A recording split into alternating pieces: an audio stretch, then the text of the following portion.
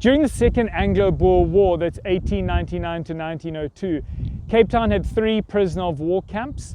The one was in Greenpoint, the other one was at the Naval Recreational Grounds next to the Martello Tower. That could house up to 450 men. The last one was here behind me.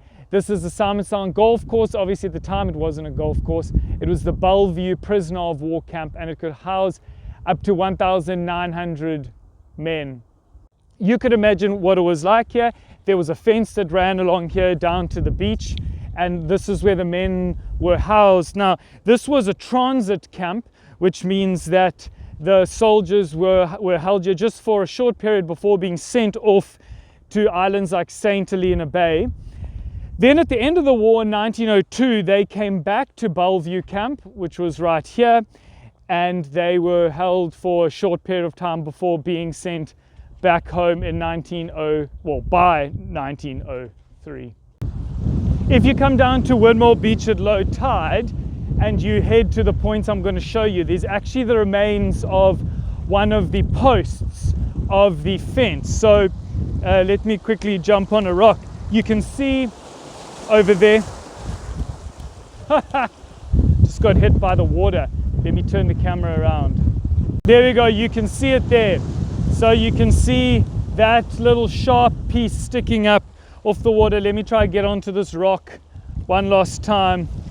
There, so that's the remains there. You can see these 2 points here. There was a fence that ran from there up the beach, up to the grounds, and when we get back up there on our way out, I'll show you there are a few more of these posts that held up a fence in which they were held. Now, from sources I can find, the men would actually come down and swim there at that little beach, because if you can imagine, the fence ran up here where my feet are and up there, and then the men would have come down and swum there to cool off during the heat of the day.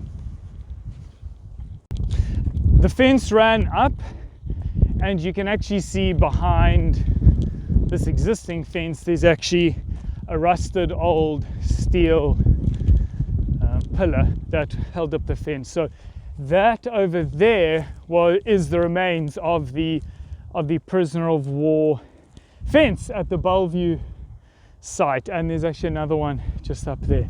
So there you have it. Thanks so much for watching the history of Cape Town, the history of South Peninsula, the history of tribes and families, cooperation and conflict. Hope you have a fantastic day. Bye for now.